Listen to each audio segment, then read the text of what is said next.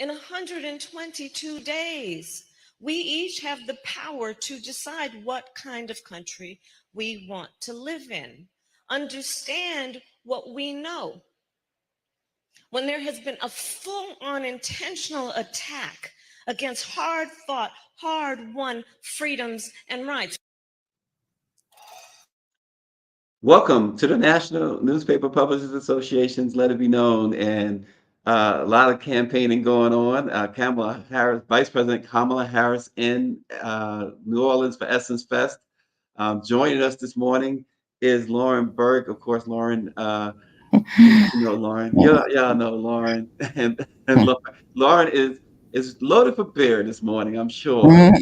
There's a lot of craziness, Lauren. We were going to have Representative Ron Reynolds on this morning. Apparently, they have some sort of weather situation there in Texas, and he has no power. So what it's just you and I, Lauren. Just you and I. Good. That's And cool. let's start. Hopefully he's okay. Yeah, exactly. And of course, she's wearing a Yankee hat. Somewhere I got a Met hat around here somewhere, so we can be rivals there. Yeah, But yeah. what we do join together is our love of the Knicks. So Yeah, I don't hate the Mets actually. I kind of like every New York team and every Virginia team. But yeah, Virginia doesn't have any professional sports teams. But I grew up, right. of course, with the Yankees and going to see Reggie Jackson and Willie Randolph and all the Yeah. rest. So Chris Chambliss. yeah, Chris Chambliss. Yeah, absolutely, Listen, absolutely. I don't hate the Yankees either. You know what taught me to be a lover of all New York teams, with the exception. I have some exceptions. I Hmm. can't love Hmm. the Nets. I can't love the Islanders. Hmm. But when I lived in Los Angeles, when I was sentenced to 7 years of living in Los Angeles in the San Right, Fernando Valley, right. um, uh, I rooted hard for the Yankees, especially in the playoffs. Is when I still root for the Yankees when the playoffs start. So Yeah, uh, yeah. Let's see what they do this year. You never know what they're gonna do. That's for sure. look, they came out like a house of fire this Yeah, season, and now things are kind of cooling off. they That hit always happens. a rough patch. Yeah, yeah. It happens every time. We will see. Meanwhile, the Mets are middling at 500, so Yeah, yeah, yeah. we'll see. But Lauren, a talk radio station, Word, WURD in Pennsylvania, parted ways with one of his hosts after she used questions provided by Joe Biden's campaign during his first post-debate interview last week. Sarah Lomax, the president and CEO of Word, announced yesterday that Biden's interview with the Source host Andrea Lawful Sanders was arranged and negotiated independently without knowledge, consultation, or collaboration with Word management. Lawful Sanders violated the station's standard of journalistic independence and mutually agreed to part ways with the station effective immediately, is what Lomax confirmed. But I mean, let's just cut out the mumble jumbo. I mean, she and another guy from Word went on CNN, and what was the point of all of this, Lauren? I mean, I have a lot of thoughts, but I'm going to kick it to you first. Well, my first thought is that WURD is actually about to have an interview with Sarah Lomax on this very topic. Literally, that hit us at 7:40, and I'm trying to sneak watch that. But at any rate, I will say that as somebody who owns a little media outlet, Black Virginia News.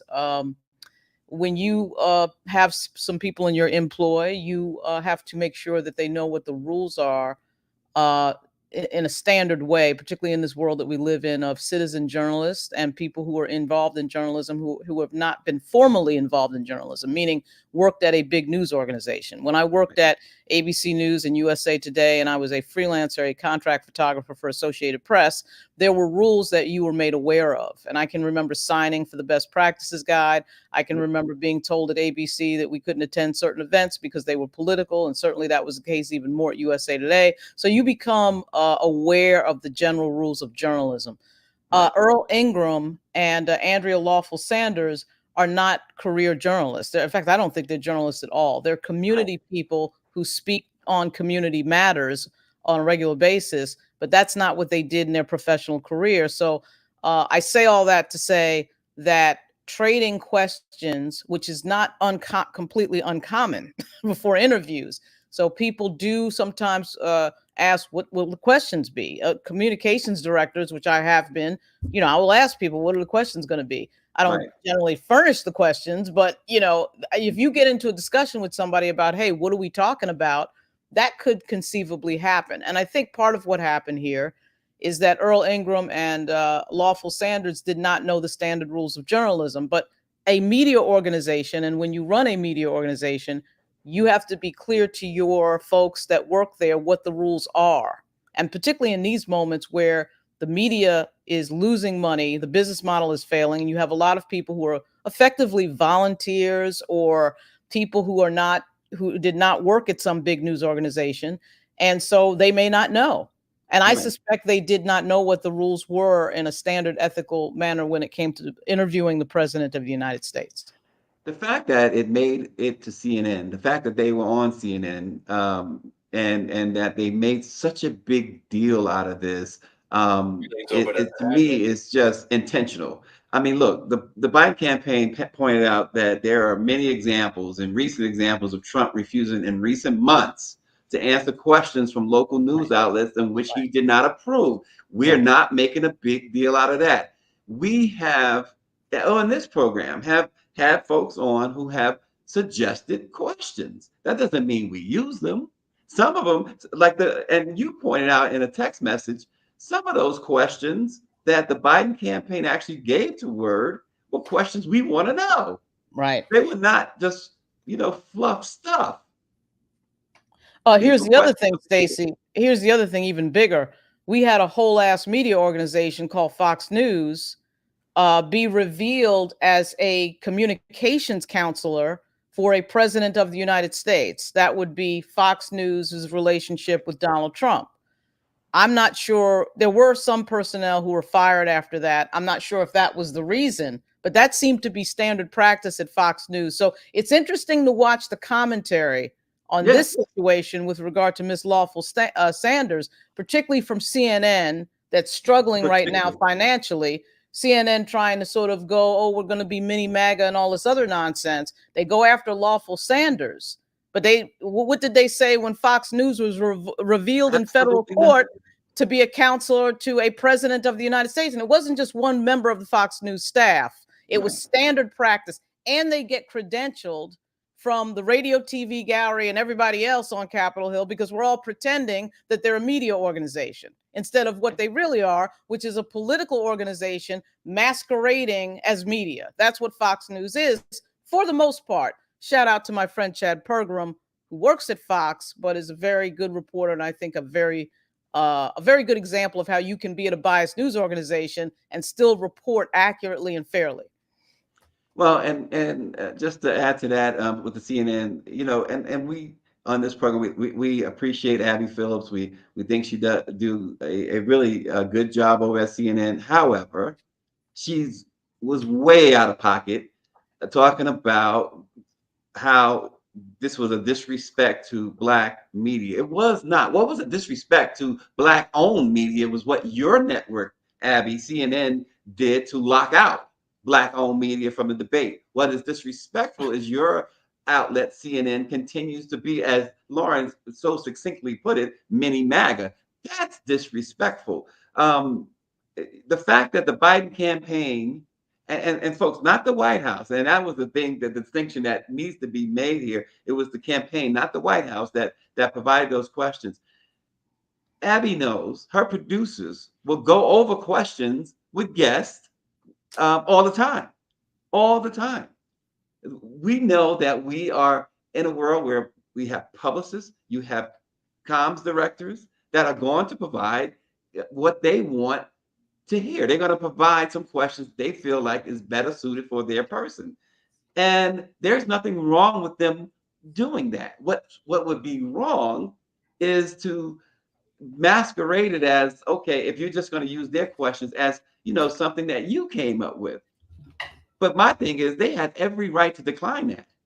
Right. Well, they should have declined, or they should have just told the audience, we have been provided the questions from the Biden campaign. Right. or the president has been allowed to see the questions before this interview. Right. That happens all the time. There's no big shame in saying to the audience, just be transparent. I'm not sure. I get Abby Phillips' point. She's making the point that if you're not doing it with everybody else, why are you doing it with Black media? Because there is some disrespect there with regard to pretending that people are children. They would have never done that with ABC or NBC. The Biden So campaign. wait, but Lauren, you Biden don't campaign. think that the campaign on both sides have suggested questions to ABC and NBC? Maybe they have, maybe they haven't. I know George Stephanopoulos because I work with him at ABC. There ain't no way you can tell me that George Stephanopoulos would ever go for, oh, we're going to give you Well, questions. that's the point, though. He may not have gone for it, which is what Word could have done too. Say, hey, no, no, no, Well, but no. the thing is, the campaign would have never said to George Stephanopoulos, we're going to suggest questions. And that is what I think part of what Miss Phillip is talking about when she says disrespect to Black media. Hang on one second. I'm just going to It's rig that's my okay. It's still iPad. it still Keep amounts to talking. the pot calling the kettle black, though, Go, right? I mean, see go to it. the one And I'm shot, speaking Greer. from. I'm sorry. Go to the one shot, Greer. You speaking from CNN. It's to me you have absolutely no room to speak out. It's you're done as far as credibility is concerned. So now to come back 2 weeks after the debacle of a debate that you hosted, that two of your anchors hosted and allowed a man to sit there for 90 minutes and lie and lie and lie, and we focus on the old man who didn't get enough rest. Yeah, what you're seeing is establishment media sitting in Washington, D.C. at the White House and Capitol Hill and in some air conditioned studio down the street from Union Station wants to slap Black media because you shouldn't have gotten these interviews anyway. What were you doing getting these interviews anyway? 100%. That's part of the jealousy of it. Okay. That's why everybody's like, oh, they got fired. Ooh, these types of games get played in the media all the time. I don't know what they're talking about.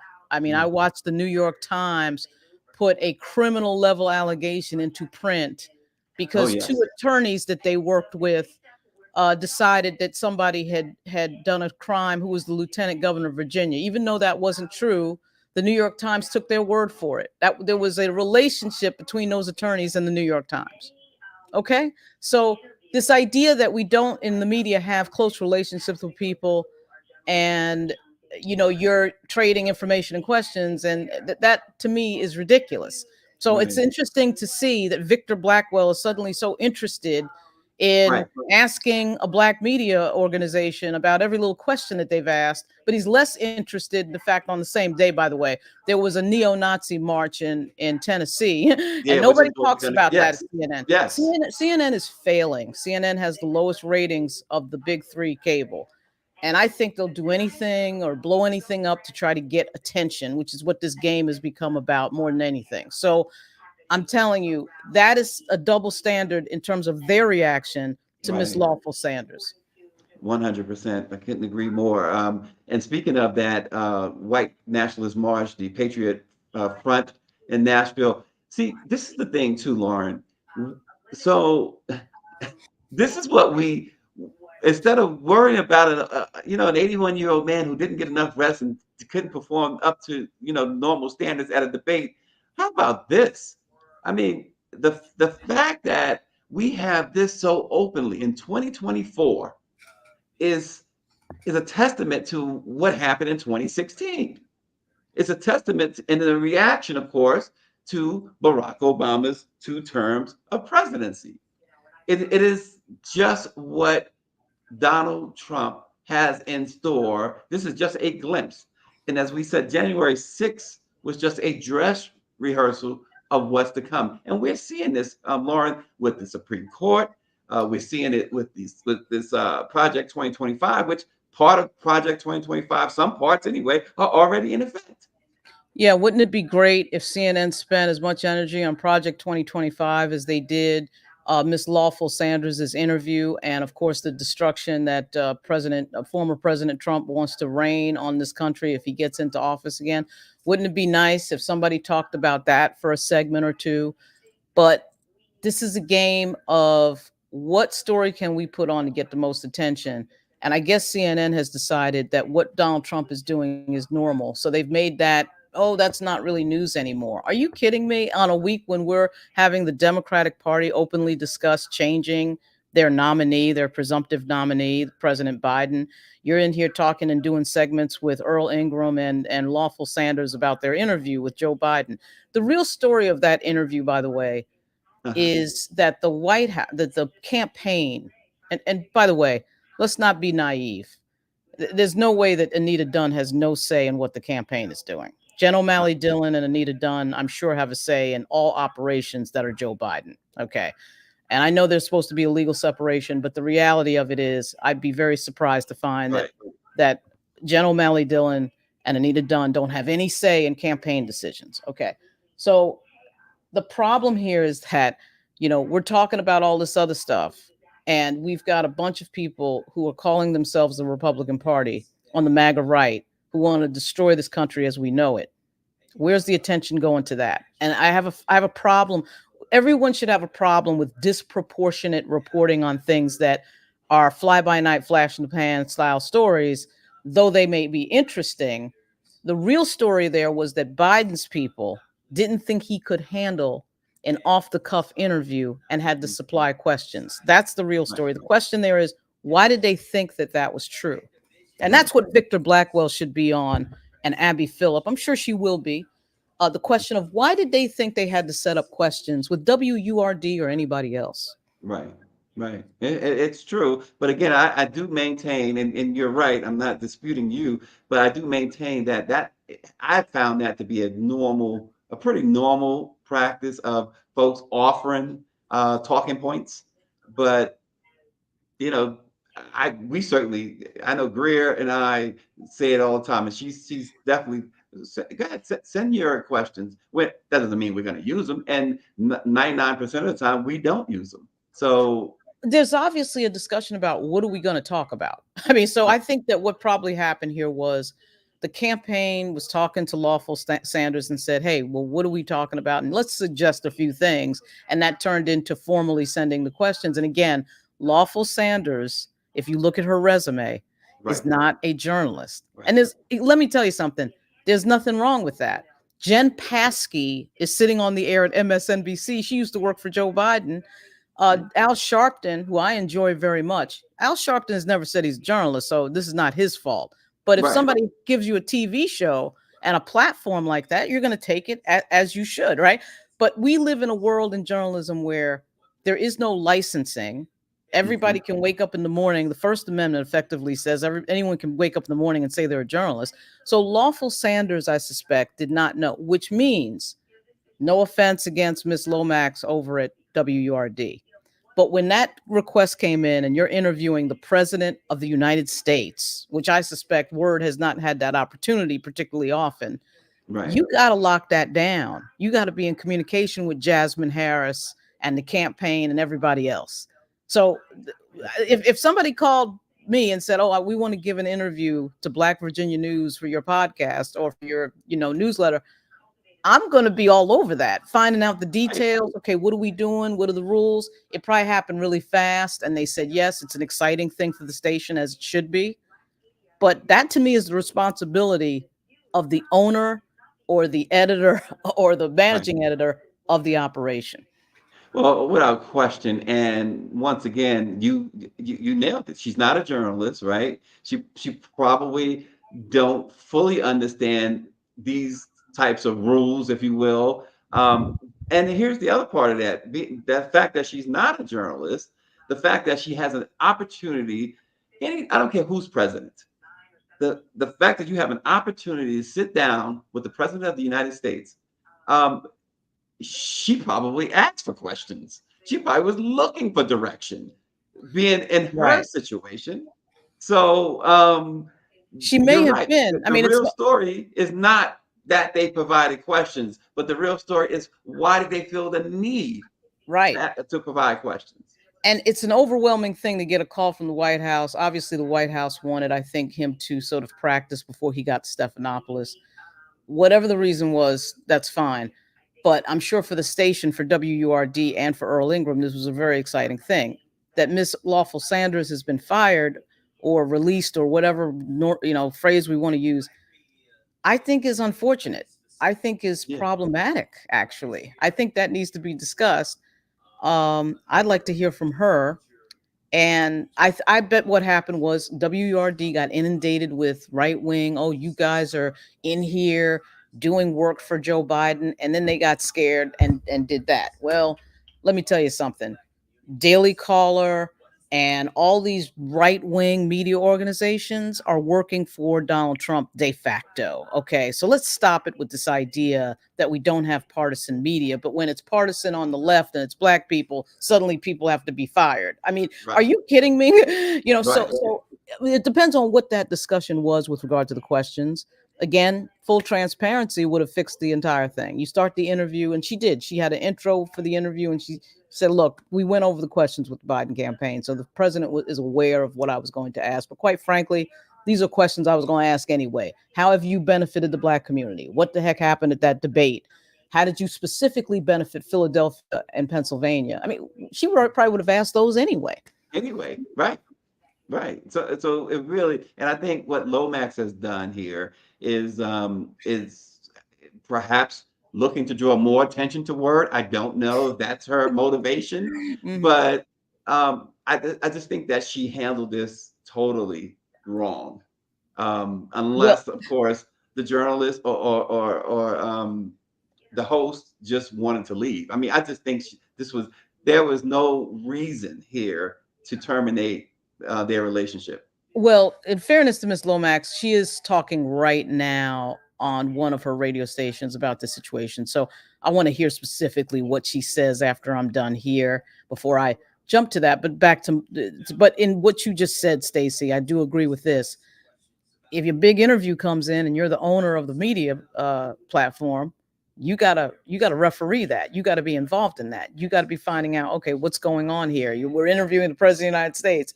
What, they sent the questions? I mean, so she should have probably known about that. And Right. why Miss Lawful Sanders is the villain here, I have no idea. She probably, Exactly. literally, honestly, these community journalists, they honestly don't know the formal rules of journalism. And whose responsibility is it to teach them that? Well, the owner. I've owned a few media organizations now, and I've been the person who has had to tell people, hey, do this way. Let's not do it that way. The rules are Right. this or whatever. But Yeah, every and it's news. like you said, though, if you have people that work for you, so President White House calls, campaign calls, we're gonna have the president of Black Virginia News.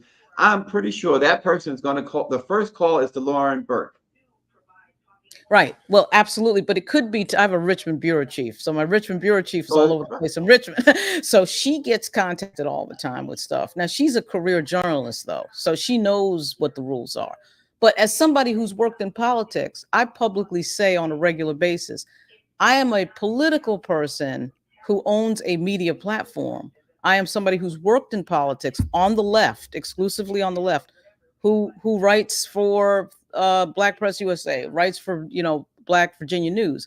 If I have a direct conflict, I typically avoid writing about what would be a direct conflict. Okay, right. but for Black Virginia News, I'm not doing that. So I will say, and there's going to be something coming up pretty soon, actually, on one of my former bosses, who is Lieutenant Governor Fairfax. There's going to be a transparency statement there. Okay, I worked for this person, and therefore I know these things on a deeper level. And if you think I'm biased because of that, that's fine. But let the audience decide that by just being transparent and saying, Right. this is who I am. It's on my LinkedIn. It's on everything else. It's not like I'm hiding. But I'm just saying, for WURD, just tell the audience, we had a conversation with the campaign. Look, they gave us some questions. And frankly, these are the questions, half these questions they gave us, we would have said it anyway. So we don't see any problem with that. Here's the interview. That's all you had to say to really avoid a lot of this. So, Lauren, we keep hearing now more calls for the president to step aside. Now, first and foremost, only two incumbent presidents have dropped out of the race for reelection. And you want to know who and what were the results? Well, they were Democrats, Harry S. Truman and Lyndon B. Johnson, and both instances, Republicans then won the White House. Johnson and Truman each announced that they wouldn't seek re-election. It was at least 295 days, Lauren, before the end of their last term. Other presidents who opted against re-election announced their decision before or at the start of their last term. Now, as of today, if Biden drops out, it would be 196 days before the end of his term.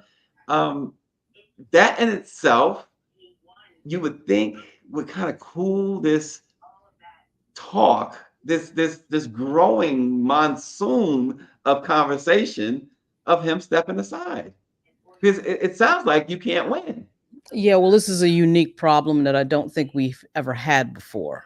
Frank, I can't think of, other than maybe FDR. And FDR, of course, passed away in office, sitting in office.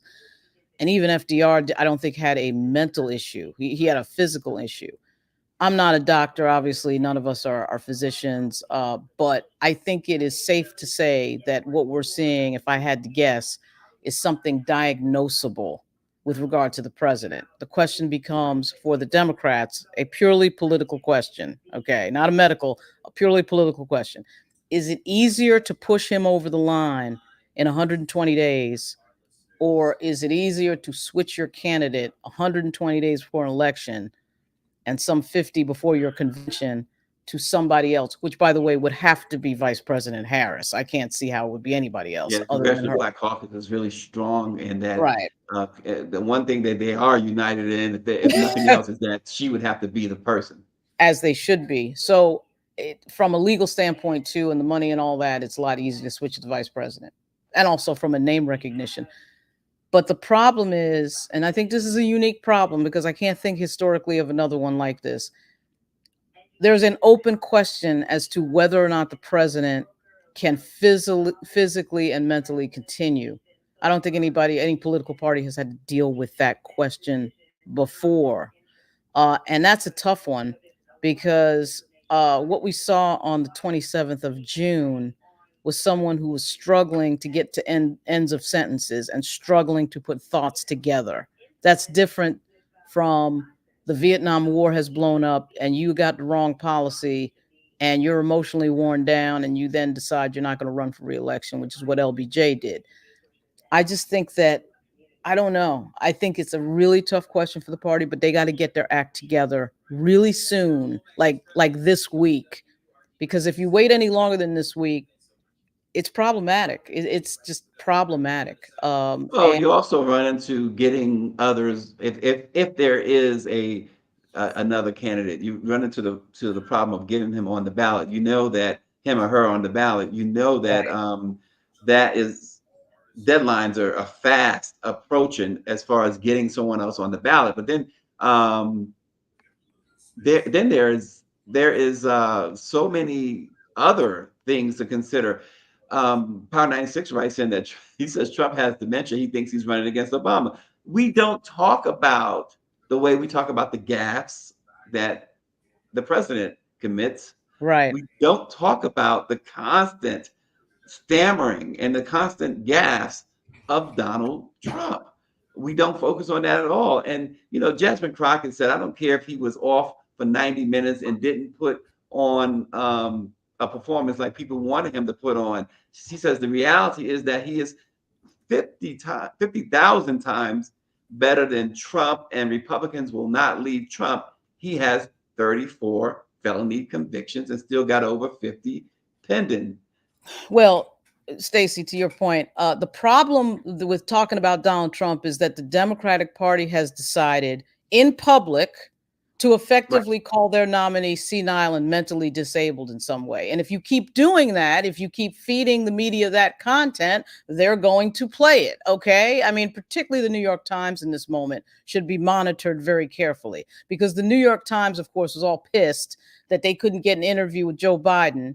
And also the New York Times can't decide whether or not they actually want to root for democracy in this moment. I'm confused because I can't figure out whether or not the New York Times actually is interested in democracy staying intact or not. I haven't figured that out yet. This is the same New York Times by the way, that effed around in the 1940s with the Nazi regime and couldn't figure out what they wanted to do with that. So I don't know what the New York Times is doing, but it's pretty clear from their reporting that they're all in against President Joe Biden in a time when they know for a fact that a complete pathological liar and lunatic might take the helm of power again at the White House. And if you don't know that by now, New York Times, you seriously need to wake up. They had a major development in the Jeffrey Epstein case.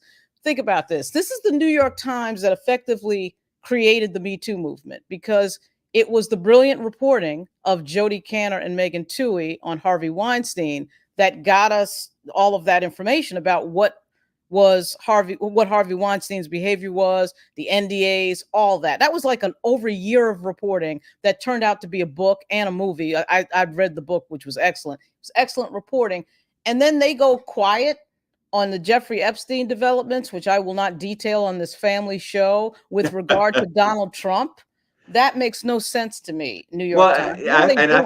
I'm glad you said that, because I have found that to be quite interesting as well, that there are dozens upon dozens of references of Trump with Epstein and various lawsuits, including one that has so many question marks to it on both sides, with the young girl who was allegedly forced by Trump and Epstein to commit sex acts with another young girl in their presence, and things of that nature. But we hear nothing about that. Yeah, I don't know. Maybe the New York Times ran a story and I missed it. I don't think it got. You didn't miss it because they didn't run it. Okay, I don't think it got the Kantor Twohey treatment. Maybe Kantor and Twohey in the background working on it right now. So I don't want to assume they're not going to do anything ever, because of course they can do something tomorrow.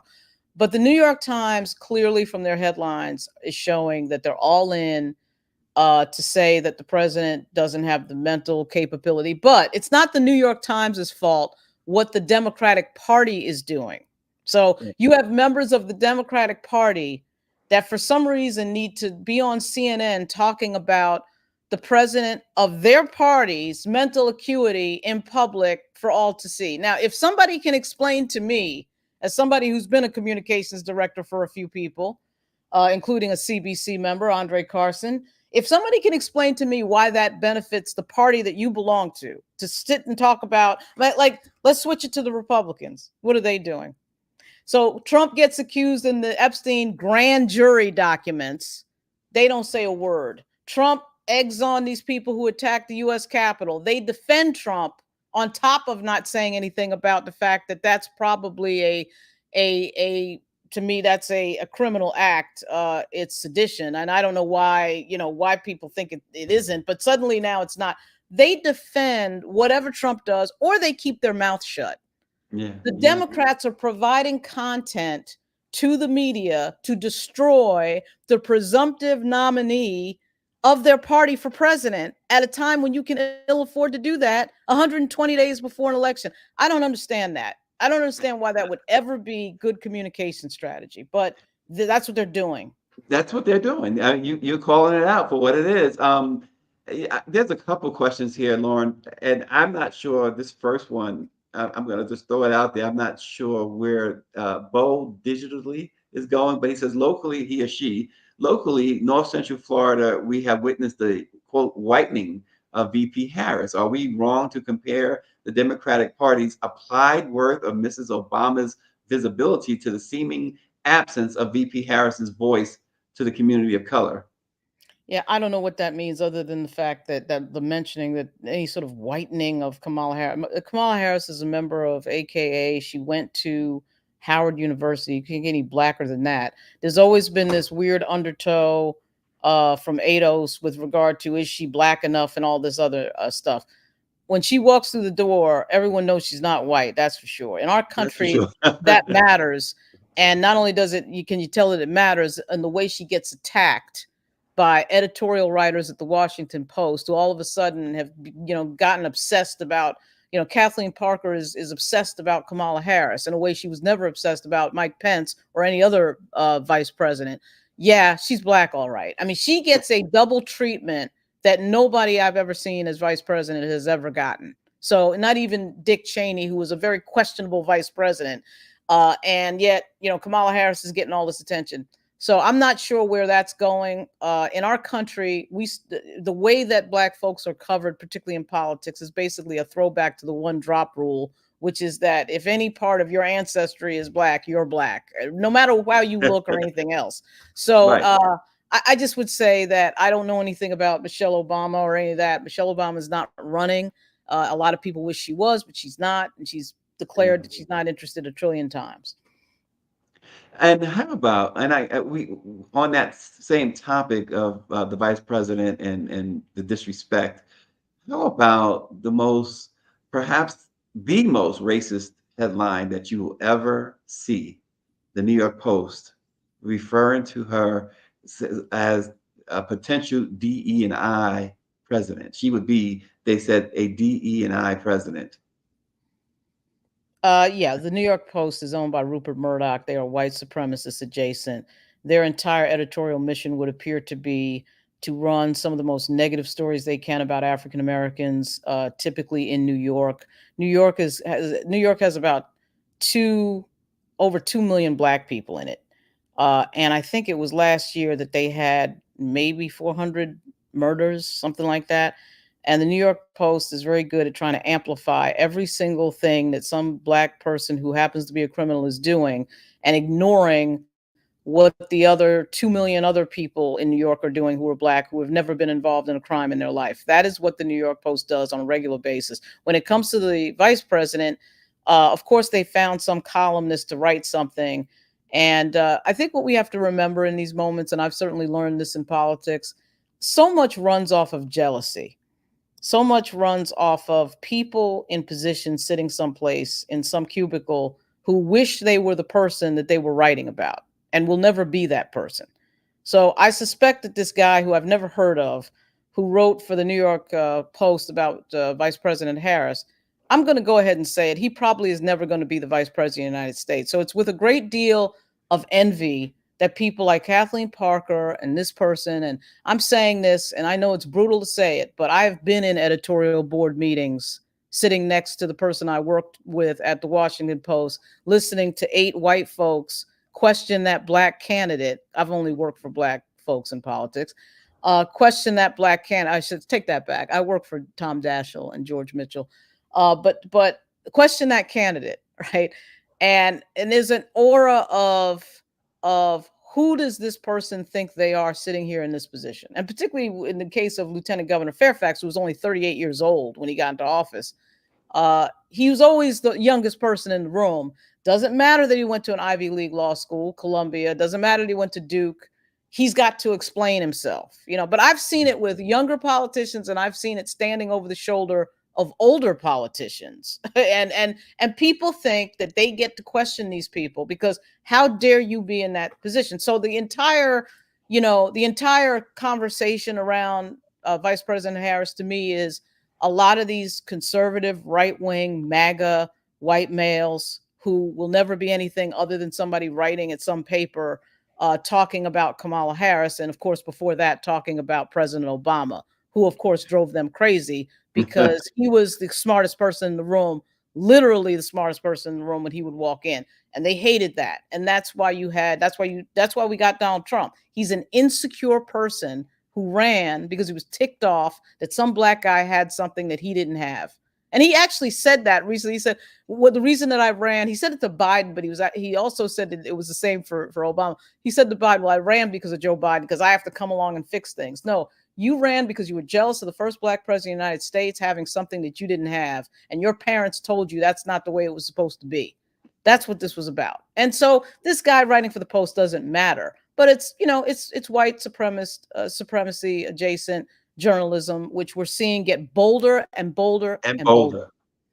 Oh, absolutely. And, I just want to go back to what Mike V was saying, back to our original conversation. He says that the president was just fine for the State of the Union speech a few months ago, but now we need to find another candidate over a 90-minute debate. That's, again, you said it, Democrats just can't get themselves together when they're handed gifts. They don't know how to open those gifts. Apparently, Lauren, and you've seen it over and over again. And you said something when you were talking about Lieutenant Governor Fairfax, the former lieutenant governor. You said 38, 38 years old. Where are all the young upstarts, if you will, the young, energetic folks that, people seem to be pining for? We know that the president is 81. We know that Trump is 78. Where's the movement to get these younger ones into office, such as the presidency? We haven't. When's the last time we had a young president? Obama. Yeah, how about that? Well, unfortunately, we can't get the boomer Clinton people off the stage. Is what the problem is. Remember when Barack Obama first ran, they tried to stop him, right? So the DNC apparatus is really set up by the Clinton era folks, starting with the fact that Terry McAuliffe was the DNC chair back in 2004, and they have an uncanny way of always backing somebody in their generation. But that day is about to end in a huge way because people like Pete Buttigieg and Wes Moore, they're not going to sit and wait another 8 years. So 2028 is, frankly, I always say to people who are younger, why aren't you doing this right now? I mean, but we saw it in Virginia where we end up running. I mean, you mentioned Justin Fairfax. They ended up with Governor Glenn Youngkin, Republican, because they decided collectively, they being the Democratic Party of Virginia, decided that their second black lieutenant governor, the first was Doug Wilder. Doug Wilder was lieutenant governor, then governor, was a criminal, was a sex criminal with no evidence, with no investigation, with no police, and because somebody put out a press release. That's what they decided to do. And they end up destroying in that moment somebody who could have beaten Glenn Youngkin and could have beaten any other Republican who was going to show up. And that was Lieutenant Governor Fairfax. And I defy anybody to tell me I'm wrong on that. That is what the Democratic Party in Virginia did. Thankfully, Tom Perez, shout out to Tom Perez. He was the chair of DNC at that moment. He didn't do that. He didn't put out a press release doing that. But at any rate, the Democratic Party of Virginia had no problem doing that. And I dare say that there's a lack of enthusiasm and sometimes in the party for people like Stacey Abrams and Andrew Gillum when they were running, because let's just be real. White Democrats do have an issue and a problem with backing the play of black elected officials who run statewide, even though everyone knows that the base of the party is black women in terms of loyalty and dependability in supporting the party.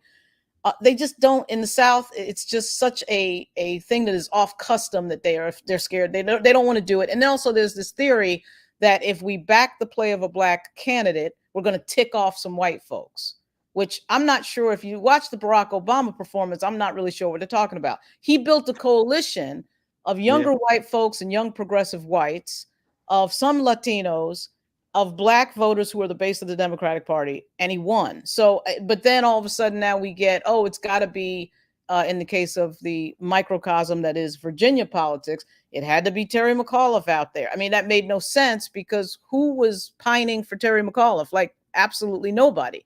So I think the next generation comes in hard in 2028. But the Democratic Party has got to get away from the habit of destroying other Democrats, which they're really good at. And if you look at the details of the Al Franken case, the Andrew Cuomo case, the Justin Fairfax case, and now Joe Biden. Now it's like now we're watching and witnessing them destroy their presumptive nominee for the highest office that nobody had any problem with 6 months ago. And now all of a sudden there's this, we're on national TV destroying the candidate and questioning that literally the comms that we're hearing now from the Democratic Party is that our candidate might be senile. That is what they're telling the nation right now, whether they realize it or not. That is what they're telling. Right. There's no question. Right. Why would you be doing that? And I get they have to have a family discussion. That's true. But you don't have to have it on CNN. So to your point, Stacey, they need to be talking about Donald Trump as much as possible. But the party has become exceedingly good at destroying people who represent the future leadership. I mean, Andrew Cuomo is a boomer, I think. Yeah, he's a baby boomer. And so is Al Franken. But Al Franken was one of the best I've ever seen in committee when it came to questions. And Andrew Cuomo was the best I've ever seen in terms of leadership during COVID. And it was the Democrats that destroyed both of those people. So I don't get it. I don't get what the Democrats are doing to their own people. Right. And like I said, they also, when you give them gifts, And Trump is you talk about fodder for any type of commercial, campaign commercial. He gives it to you all the time. And then there's Project 2025. And you mentioned about Westmore and others not waiting after 2028. Well, just keep in mind, if they set this government up the way that they plan to, there will not be a 2028 election in all likelihood. They are setting this up as a true dictatorship. They want that. The Department of Justice, one part of Project 2025 that should bother folks, Black folks in particular, Latino folks in particular, is the fact that it calls for the total dismantling of the Department of Justice Civil Rights Division. There is no more civil. And Trump has said that he wants the Department of Justice to focus its energy and more of its time on anti-white crime. So just think about that for a moment. These are things that are coming up real quick. This Yeah. retribution, the Supreme Mhm. Court is, they are now unabashedly in Trump's corner.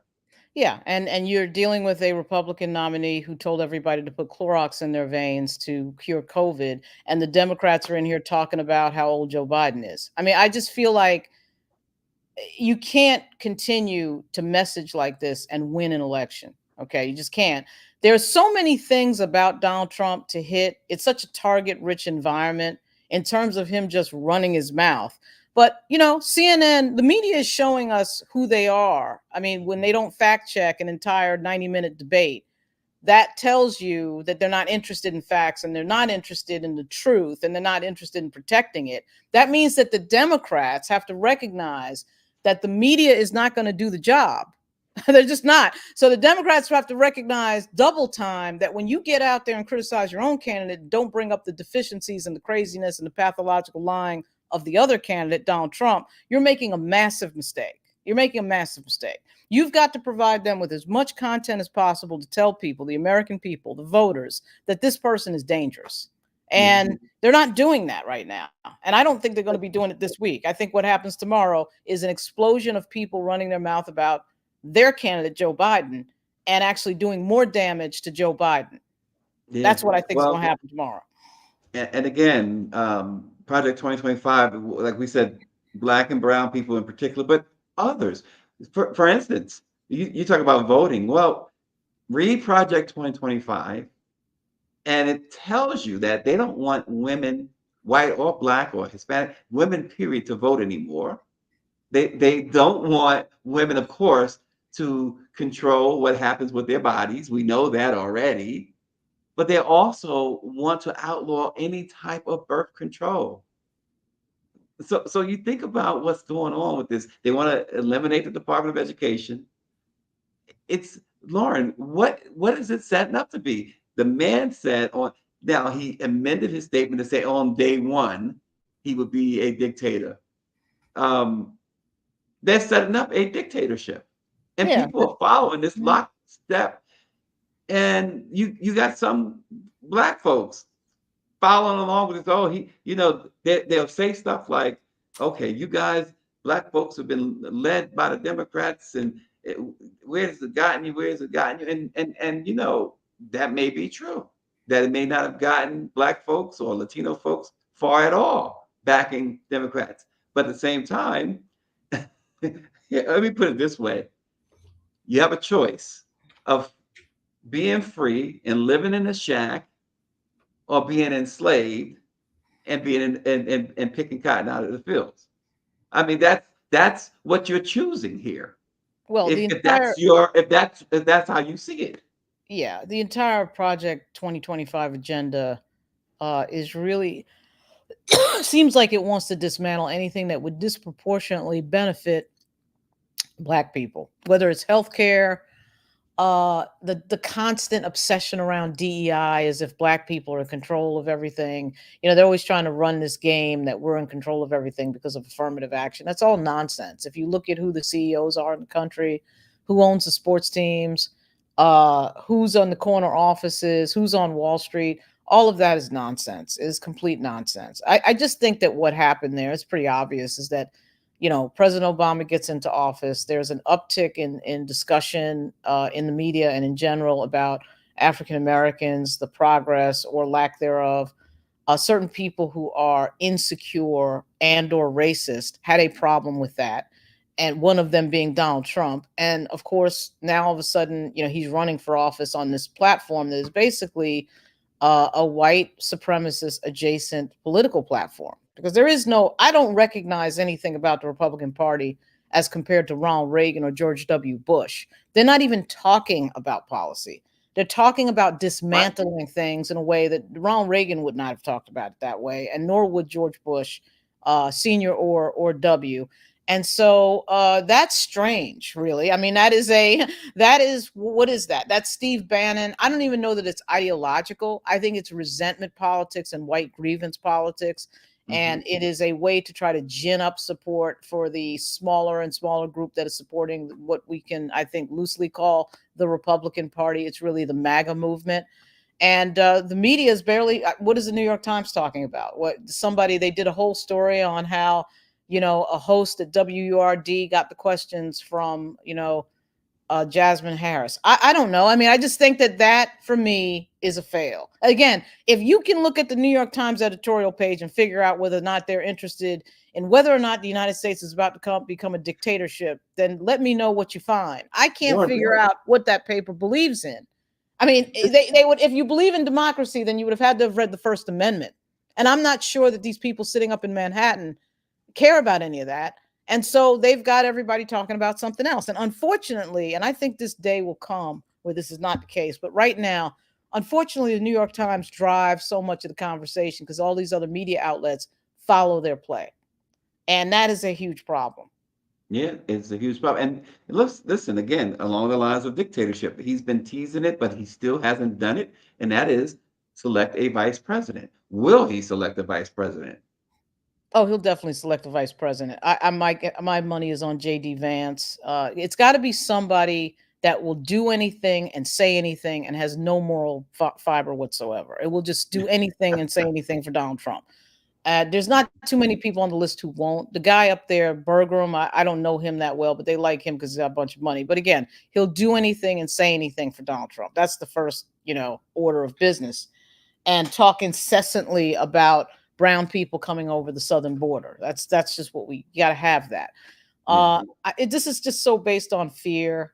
The irony is so huge that so many of these people in their ancestry had relatives who came over here and were treated the same way as they're trying to treat Mexicans coming over the border. And the same things were said. The exact same language was used, right? They're bringing crime and they're bringing drugs and all this other stuff. Same thing was said about Italian Americans, Irish Americans. So it's so crazy to watch these people, and they don't even know their own history, the history of their own family, right? I mean, this is like, it's an amazing thing to watch, but it's born of ignorance. But, the Democratic Party, once again, is really the only vessel, because if you don't have the media paying attention, and I guess CNN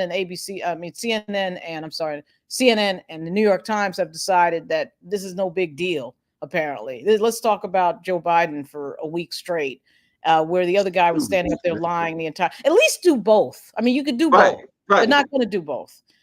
So that's problematic, because that leaves the Democratic Party as the only messaging entity to reverse course here on what's going on around President Biden. Yeah, Power 96 says, I will keep it real. Black people have been voting for the lesser of two evils since the 15th Amendment was passed. This presidential election has one evil person, and his name is Trump. And he goes on to say that Uncle Tim, we know Tim Scott, and Byron Butter Biscuits Donalds will clean out Trump's bedpan on live TV. And David Youngblood says, you can count on white folks voting their Negro interests first. Again, folks, Project 2025 is real. They've been implementing parts of that, and we don't hear about it. We don't hear about it, Lauren. You've articulated why on a lot of things, and it's just not the media, the mainstream media's. It's not in their playbook. It's not in their. They feel it's not in their interest. Yeah, but and look. There was a tweet. Now, I haven't independently verified this, but it mentions CNN and all of these top CEOs on these networks are Trump donors. Right. I saw that. I wondered if that was accurate. It probably is, because the tax bracket issue would make sense on that. You know, that I gotta double check that tweet to see, make sure it's accurate. Probably is, but look at the ideological decision making, and I do use the word ideological decision making when you're agreeing with the Trump campaign that there should be no fact checking for a 90-minute debate. Why is CNN agreeing to that? Why is a news organization agreeing that there should be no fact checking and no protection of the truth during a A presidential news debate? organization. Right. Not the campaign, the news organization. Now, of Right. course, it's Biden's fault for co-signing. It's Biden campaign's fault for co-signing. I mean, they Right. definitely made a series of decisions that put him at a huge disadvantage out there. But without regard to even when we get to that, it was CNN that, oh, yeah, okay, you don't want to have any fact checking? Oh, okay. Are you kidding me? And you know that the next debate is Fox, so you know that's not going to have any fact checking. Oh gosh. And you also know that one of the candidates is a pathological liar who's using your network as a platform to elevate and amplify his pathological lying. So you know all of those things. We've been sitting here for what, 8 years now. We know who Donald Trump is, and CNN makes that decision with the same personnel involved, by the way. I mean, Jake Tapper was there 8 years ago, and so was Yep. Dana Bash. I'm sure it was above their pay grade, that decision. But still, if you're the journalist who's the cog in that wheel, you should be protesting something. And this is why the fact that Word would fire Lawful Sanders over that, and then we're sitting here talking about the president having all those, Here's the story. the former president's been amplified to 50 million people lying, and then they have, you know, Dan Dale, their fact checker, who I mean, the absurdity of this is so deep. CNN has a fact checker named Dan Dale, who's one of the best journalists in the country. They put him on after the debate. He runs down 2 straight minutes of what Donald Trump was lying about. And the 2 anchors during the debate don't bother to do any of that in real time, because why? Why are we protecting the truth? Well, what is the point of journalists if you're not protecting the truth? If that's not your core function, then what are you here for? We could have had Vanna White come out with the questions on a card every time there was a question. If you're not gonna make the candidates answer the question, and you're not gonna protect the truth, then what the hell do we have moderators for? That makes no sense. And that shows once again the blatant hypocrisy of CNN to make a big deal out of Word getting questions when you had, like you said, 50 million people watching, and you refuse as a news organization to fact check 90 minutes of lies. CNN is in no moral position to ask anything about anybody about any type of journalism they may be doing. Victor Blackwell and Abby Phillip need to walk out of their office and into the office of CNN CEO and have that conversation. They are in no moral position to question anybody else's journalism on anything. They're the ones that are actually amplifying somebody who will probably end up, you know, if he gets in office again, Donald Trump, destroying the country as we know it. And you're talking about a 4-question interview that was 15 minutes on WURD. I mean, come on, man. You get your priorities. There's got to be some triage involved in journalism where you're deciding what's important and what isn't. If you don't have triage, then you're talking about nonsense, right? And the most important thing right now is the fact that we have a self-declared dictator fascist that wants to become president of the United States again. You didn't see what he did the first time, right? With what happened the first time. So I just don't understand what CNN is doing with regard to the Word story. And I don't understand what the Democratic Party is doing with regard to figuring out their nominee. They do have to figure out their nominee, but they don't have to do it live on TV. They've made it an issue. Now they got to figure it out.